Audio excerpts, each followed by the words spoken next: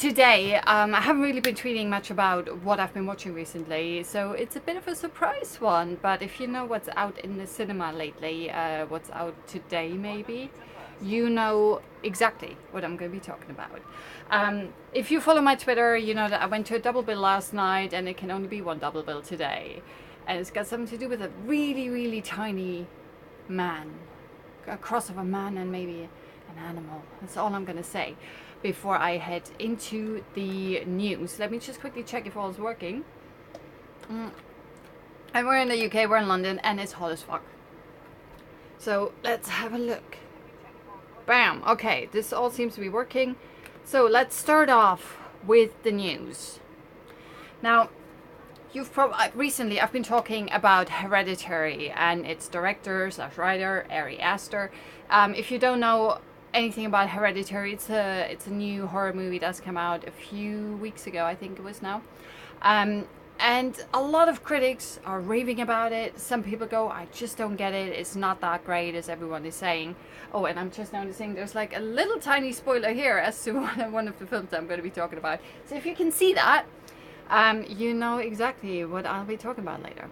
But Ari Aster is doing another horror project. So I didn't really know the guy before I watched Hereditary, but it looks like he really likes the horror genre, because his next project, his next film, is a horror project as well.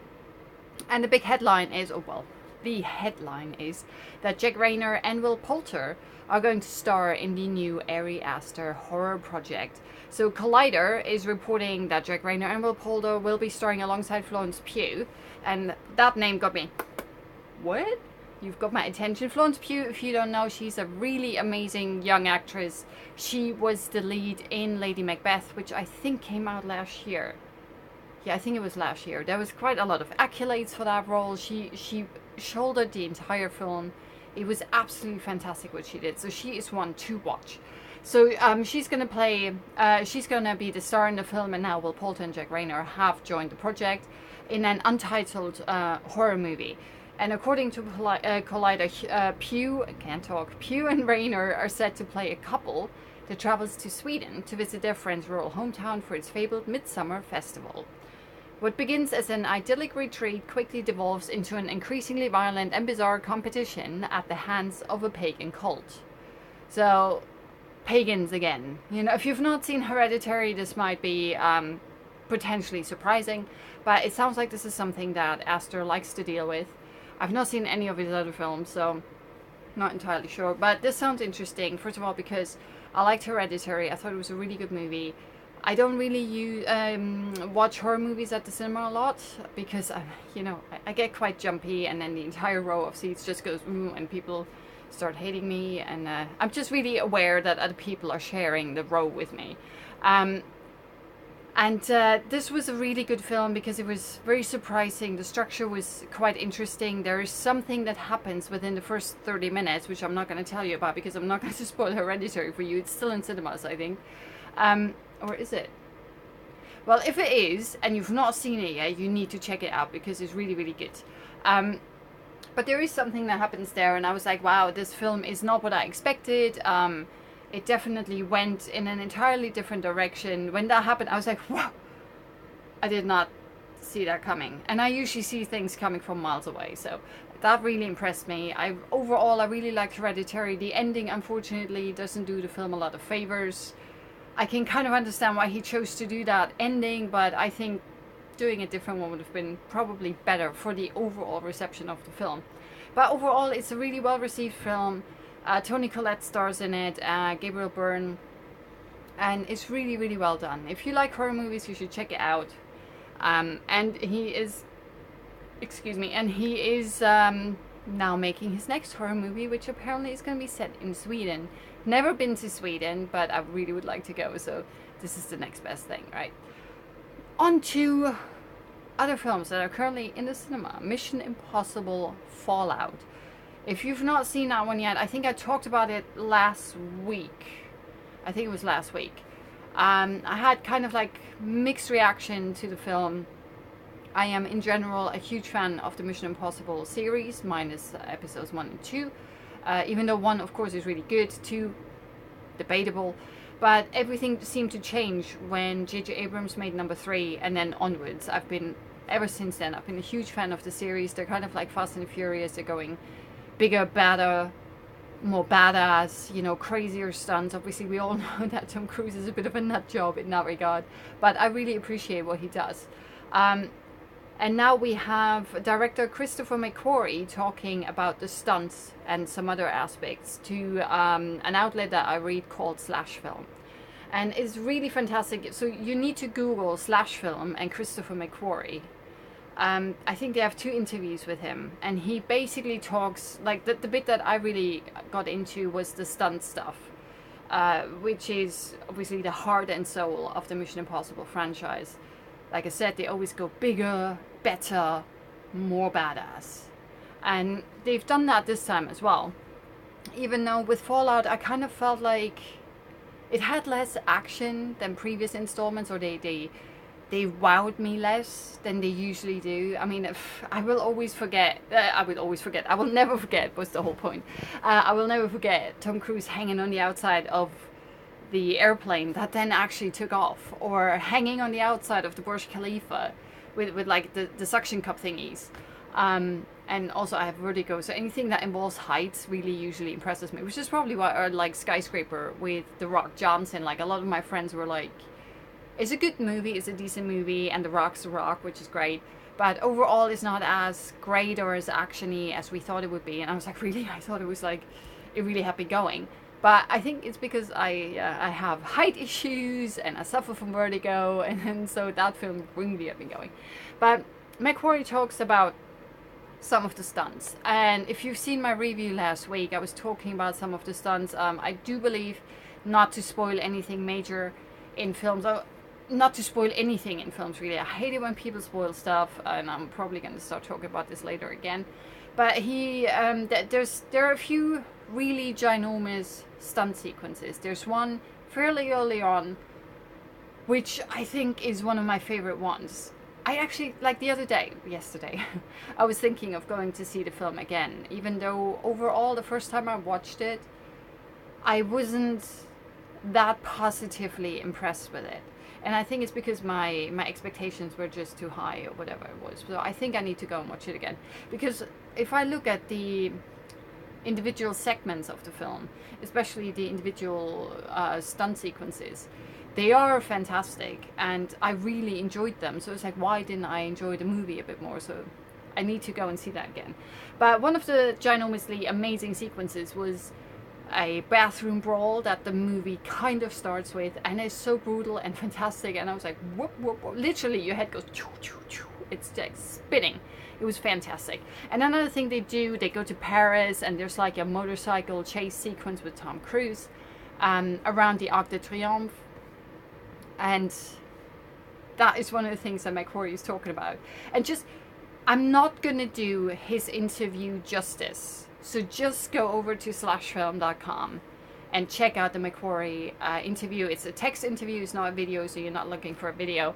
But just the way that they were transcribing what he's saying, it's just so fantastic to read. It's a really exciting read, how he's talking about it, that they had to do this Arc de Triomphe sequence. They only had the area, the location, to themselves for 90 minutes. Now, if you don't know anything about how movies are made, a 90-minute window for a big action sequence, it's like trying to do something ginormous in 5 minutes. You know, it's a really, really short window of time to get something done.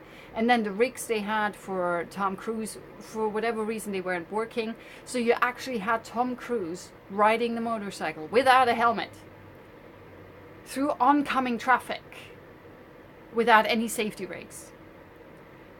They could have killed him. You know, he could have died. Right? There were several instances in this film, during the production of this film, where he could have literally died. And that's one of the things that's just so insane. So yeah, that was really awesome. And then obviously the big one, the one that really got me, like, it gave me goosebumps while I was reading it, and that was the halo jump. Now, if you don't know what a halo jump is, it means high altitude. So you jump from really, high up, like what, 25,000 feet or something. So you're that high up in the atmosphere that you cannot actually breathe on your own. You need an oxygen mask and an oxygen tank, otherwise you die. There's just no way for you to survive that high up. The air is too thin, there's just not enough oxygen for you. So it's a high altitude, low opening jump. That means that you jump out of a plane at a very high altitude. Usually when you do a skydive, the highest one you do, I think, is 15,000 feet, and the halo jump is at 25,000 feet. So it's almost twice as much. It's crazy. And the low opening means that you open your chute, your parachute, really, really low. Like there's usually some kind of sensor or something that tells you how high you are. And I think you're supposed to pull the chute while you're still well above 1,000 feet, because 1,000 feet is not a lot.